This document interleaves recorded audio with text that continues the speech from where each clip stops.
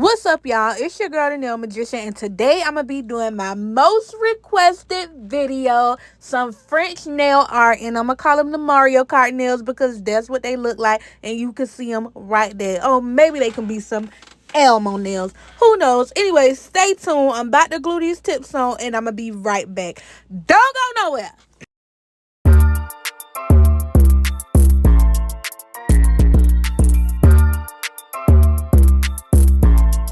Alright, y'all, so first we will be gluing the tips down, which I use a rocket method where I place the tips at the edge of the nails and I point them at a downward angle, and then I rock back up and rock back down just to glue the nails down and make sure they are intact and they won't go anywhere. And y'all, once I started using this method, I'm telling you, my nails started to last a whole lot longer. I cannot remember who page I got it off, but I was watching a video on YouTube and that's where I got this method from, and ever since I have been using it, I have not been having much problems with nails popping off.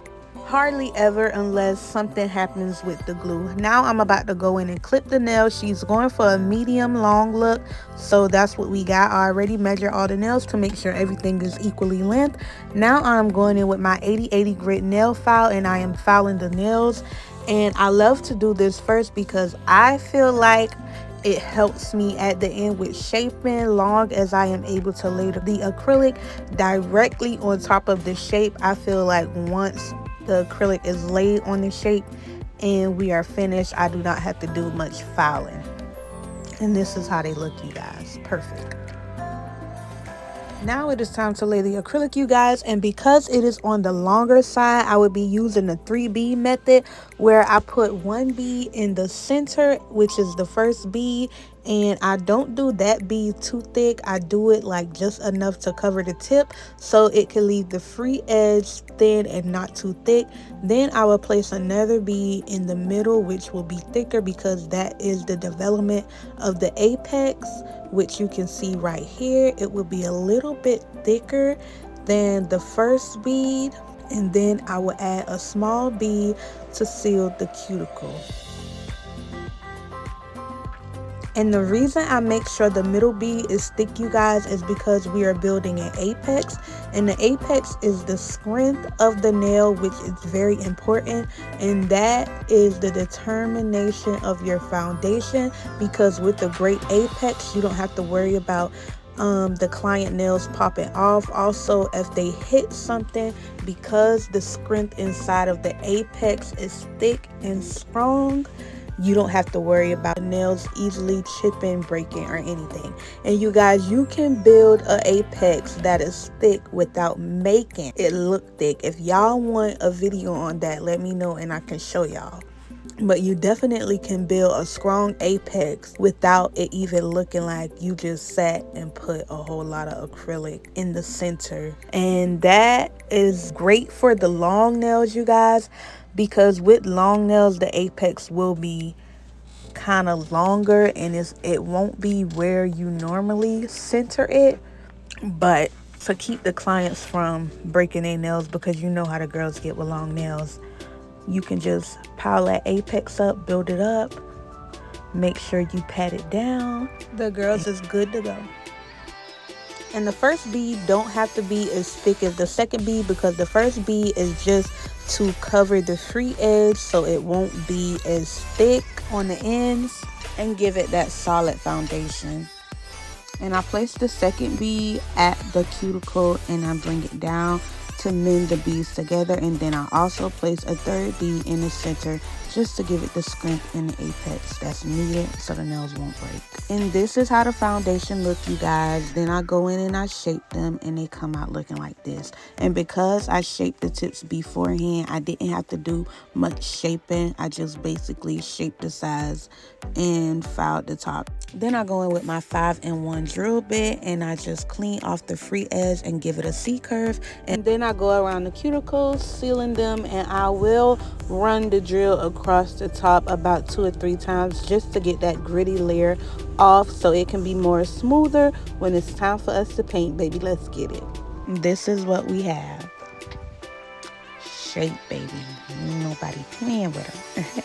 Okay, y'all, now we about to go in and do the nail art. So because we are doing French tips, I'm going in first and I'm doing the French tip first. I do give myself a dotted line with the French tip just so that can let me know like where the middle needs to be. And I know y'all where I know need French to put that is smiley hard line, and many so we other can ways curve that that whole people period. can achieve the French. But this is an old video. In my recent videos that I'll be posting, you will see me using the base gel first. That did help me a lot with the smoothness of how the Frenchies was going.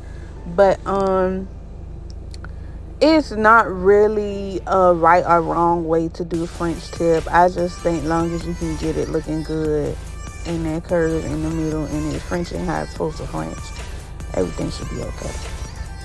And it is important to keep a cleanup brush on standby when doing Frenchies, okay? Because sometimes that smiley line could get a little too over to the left, a little too over to the right, and you would have to clean it up. And also, and once I have completed the French tip, you guys, I go in after they dry. And sometimes I do a second coating and sometimes I don't. If the white is see-through, I go in and I just do another layer of the white, clean it up, put it down, you know, because I don't need my nails to be see-through. Ho, ain't nobody asked for transparent nails. Yeah, we asked for white French, so that's what we got to give.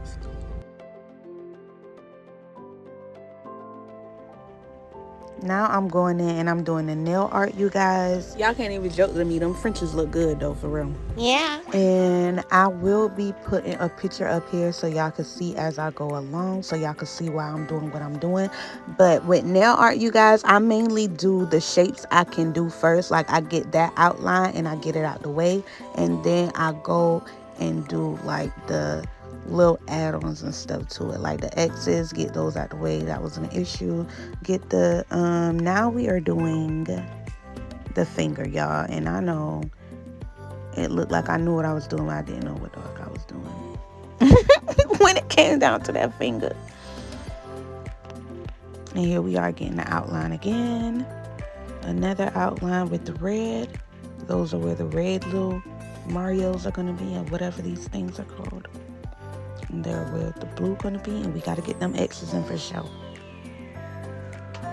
And what is this we doing, y'all? The KAWS. It's some little KAWS character people. So yeah,